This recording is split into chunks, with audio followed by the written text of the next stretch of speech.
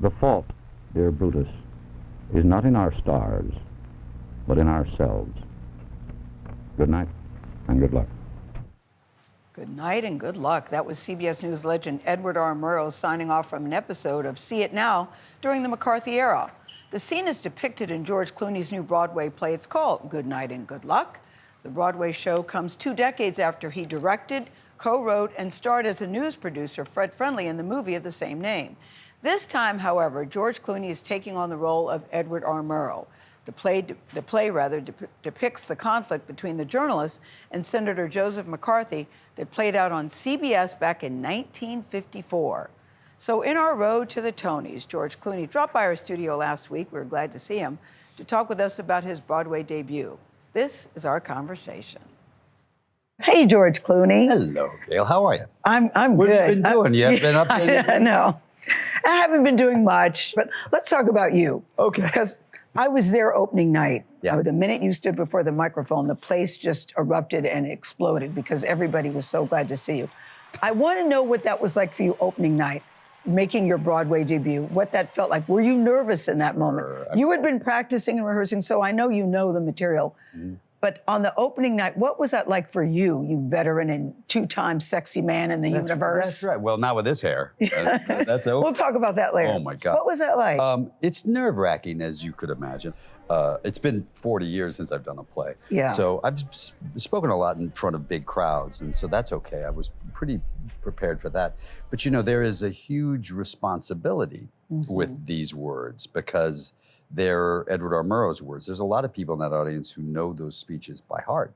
And there's some people that don't know anything about those It's speeches. true. Yeah. But it's good to have both. But I feel a sort of an enormous responsibility to the people who originally said these words to make sure that I do it well. And so, yeah, it's nerve-wracking. But this is the thing. I remember I watched the movie when it first came out 20 years ago. You co-wrote it, directed it. Were you always thinking 2025? Because it's eerie how much it seems to parallel with so many things that are happening today.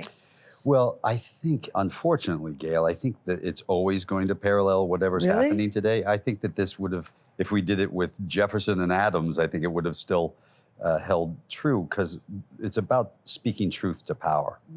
And it's important to remember that we reserve the power of the press because it has to be the check and balance against corruption, against government incursion. It has to be. And so when we were planning to do it, it was almost 2 years ago now. There was no election yet. That we didn't know what it was going to be. We just thought it's always an important time to talk about holding people's feet to the fire about telling the truth. And I think in this particular play, Edward R. Murrow seemed to be making a point that no matter what, the facts always matter, and you must tell the truth. I think that's regardless of the cost, George, regardless of the cost. It has to be regardless of the cost. Edward R. Murrow lost his job from this. All those guys in that room lost their show for this, their program for this. Look, it is really about who we are as Americans. Right? It is about us at our best and our bravest, quite honestly. And to take on a demagogue like McCarthy was. McCarthy was just making up things, holding up signs. It would take a blank piece of paper and say, I have a list of names, and hold it up. But the reality was most people weren't prosecuted for that. They used intimidation and fear of losing your job, of losing your place in society. They used that to get people to censor themselves, which is a familiar sounding. Yeah, I want to say there's a spoiler alert for those of you who haven't seen the play, but it ends with a montage from the beginning of broadcast TV to current day. What was your intention there? What do you want the audience to get out of that montage? It's a little bit like that frog in the water when you turn up the heat and it doesn't really realize it's being boiled. We start off with, watching ourselves go through the history of television. And the interesting moments, the John Kennedy's salute and and Martin Luther King and man landing on the moon and goofy things, Lucille Ball, and the things that are cute and funny. Yes. And then there's a turn, and the turn sort of turns on Jerry Springer of all people, which is that now people are laughing at being cruel. It is the point to make fun of people and laugh at them. And that became the sort of mantra that we see permeate our television and our lives now. And I feel that that's probably what I see happening in government a lot, which is, I think the point is to be cruel. In a recent 60 Minutes profile, could we run the soundbite where George was talking about the importance of journalism? When the other three estates fail, when the judiciary and the executive and the legislative branches fail us, the fourth estate has to succeed. Has to succeed. Has to succeed. Yeah. You know, after this interview, just so you know, President Trump called you a second-rate movie star. That's true. And a failed we were just saying that about you the other day, George. Yeah, that's okay. And a failed political pundit. You know, we're saying it in jest, but what was your reaction?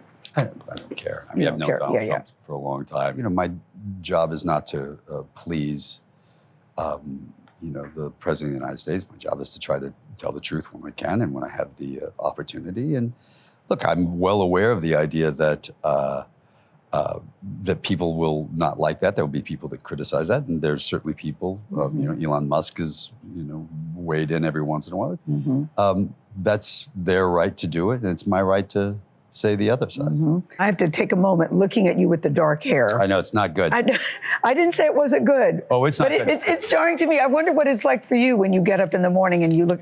By now, I'm sure you're used to it. But I'm not used to it. You never get used to it. You don't? Listen, I started getting gray. It throws me a little bit. 25. Yeah. So I've been gray most of my life. So it's not my favorite look. And my wife, yes, she doesn't. She thinks it's funny. Does she? What do your children say? Well, they laugh at it because honestly, nothing makes you look older than being 63 and dyeing your hair. And I am curious about your wife and the twins. Everybody good? Are they in New York with you while you're doing the play? They were here. They've got a school that they like and are having fun at. You know, Amal and I are having a really great time in life. And, tell me about that. Yeah. Our kids are 7. They're about to be 8. Yeah. Which is a pretty great age. Yeah. And they're really curious and funny, and every parent thinks their kids are great, and our kids are funny and make us laugh. And Amal and I, you know, I remember we were here with you once before, and remember we said we'd never had an argument. We still haven't. You still haven't? No, we're trying to find something to fight about. Yeah, but we're I think because I started so late with Amal. I remember when you said you never get married, you'd never have kids. Yes. Now you're married and you have 2 See what children. happened? Yeah. Look what happened to me. Yeah. And we have such a, I feel so extraordinarily lucky to have met this incredible woman. And I feel as if I hit the jackpot. And there isn't a day that goes by that I don't think I'm the luckiest man in the world. Oh. So it's great. What a great feeling. Good Night and Good Luck is on Broadway now at the Winter Garden Theater. Run, Don't Walk. It's very good.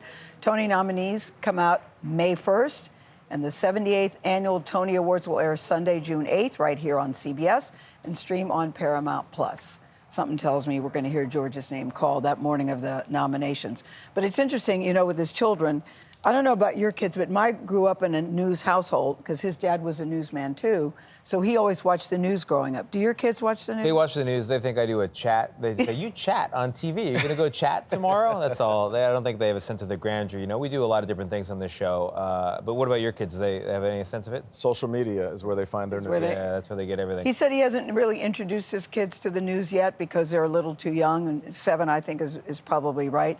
But the thing that really bugs him about the show is the smoking. There's a lot of smoking back in the day. Even though it's herbal cigarettes, he says that was hard for him. I just want to underscore, I've also seen it. It's a fantastic play. So it's good, way more Tony. complex than you could ever expect. Yes. It's really good. You should check it out. The type of piece that George Clooney is lost in is the type of piece we all should seek for. Yeah.